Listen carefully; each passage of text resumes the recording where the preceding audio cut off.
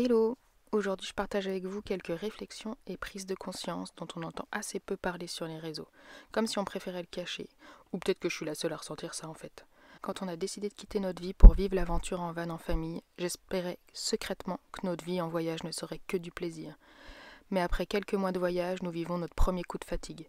Obligé de ralentir et d'analyser la situation, je prends enfin conscience de la réalité, j'apprends à l'accepter et je m'adapte pour jongler avec cette réalité.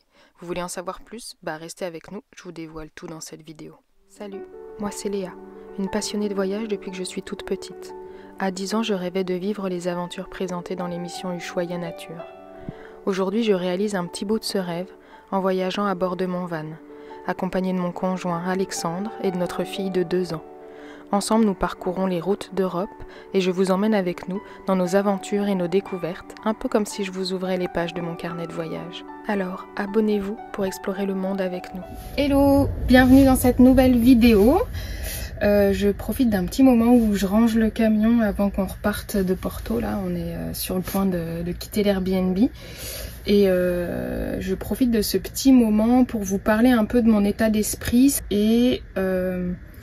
j'ai pris conscience là avec cette pause à Porto, on a pris un logement à proximité de Porto pour pouvoir visiter la ville un peu tranquillement, pas avoir à chaque fois à bouger avec le camion, donc on avait juste à prendre un petit coup le métro pour être en plein centre-ville.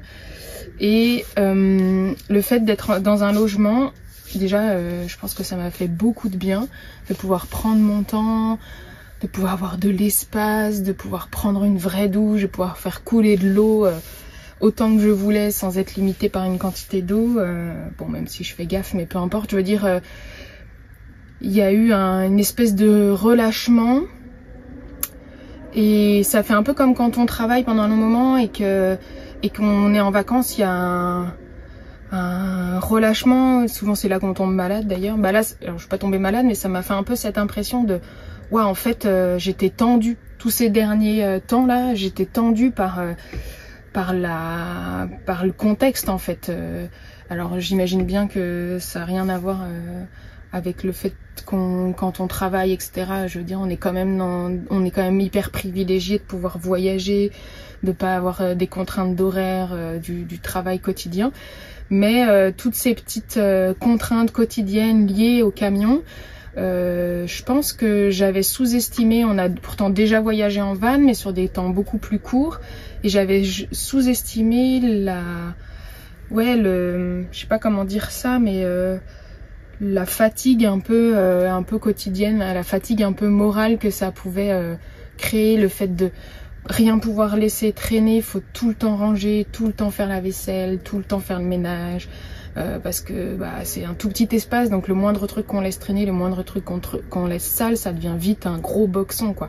Donc et ça devient encore plus invivable que déjà un petit espace bien rangé. Donc c'est vrai que ça fatigue, vraiment ça fatigue. J'ai ressenti cette grande fatigue.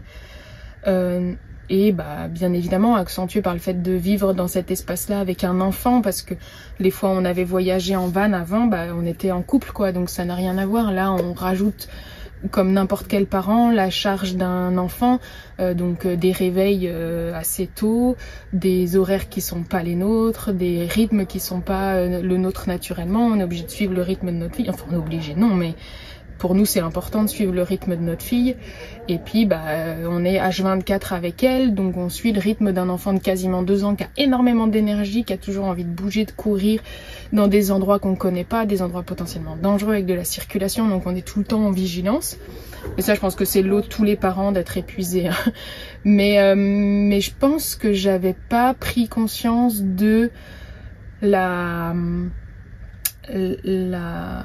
je sais pas comment dire ça, de la charge mentale que ça représentait de gérer et un enfant dans un petit espace et l'organisation d'un voyage en van déjà l'organisation d'un voyage tout court, j'ai envie de dire, donc savoir où on va, qu'est-ce qu'on va visiter, combien de temps on y reste, etc.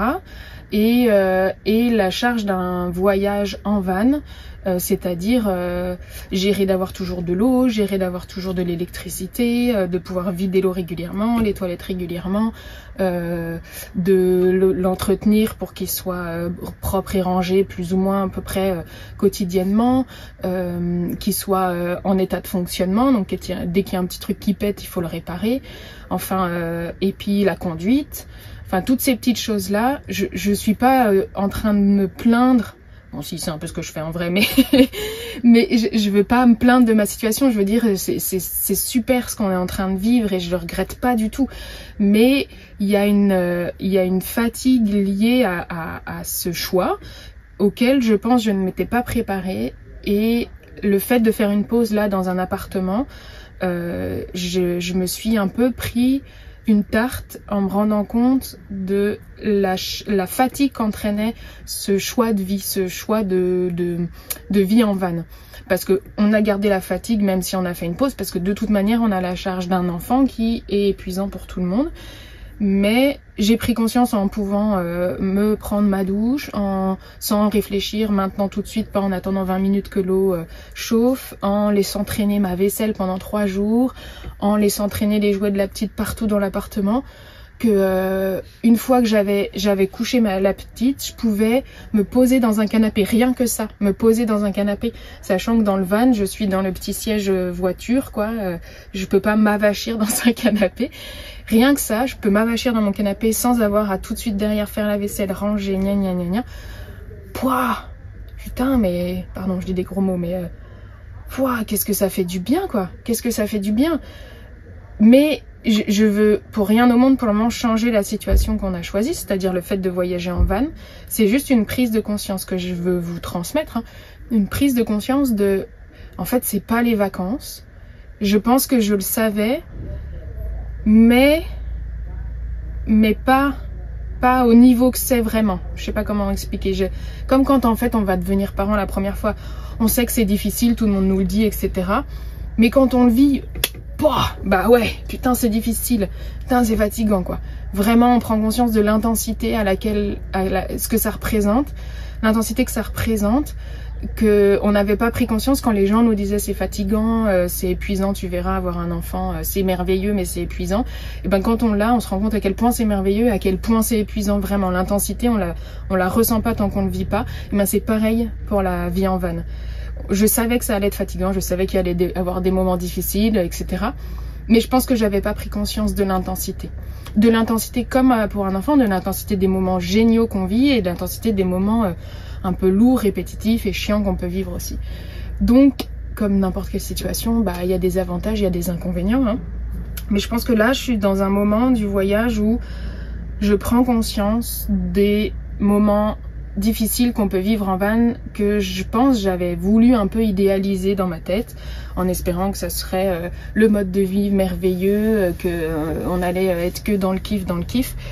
Et ben non, en fait, comme n'importe quelle situation, on n'est pas tout le temps dans le kiff, on est aussi dans des moments moins cool et un peu chiants, comme tout quoi.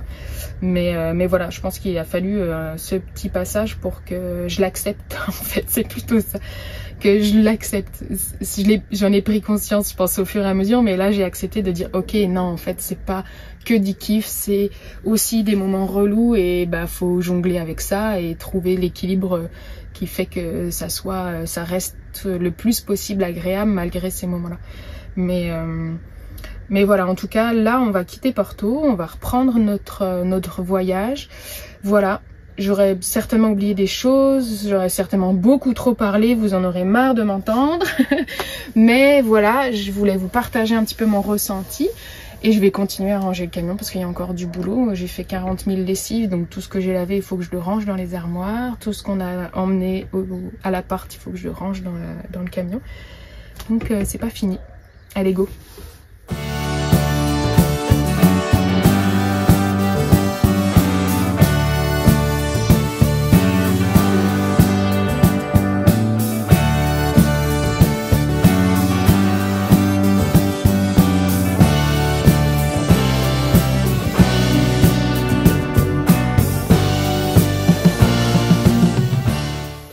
Merci beaucoup en tout cas d'avoir regardé cette vidéo. N'hésitez pas à me laisser un petit message si vous avez votre expérience à me faire, à me partager, ce que vous aussi vous vivez dans votre quotidien en termes d'astuces pour gérer cette fatigue, qu'est-ce qui vous fait du bien, et puis les gens qui me regardent, qui vivent aussi en van, comment vous rythmez votre voyage pour pouvoir gérer ces moments de fatigue.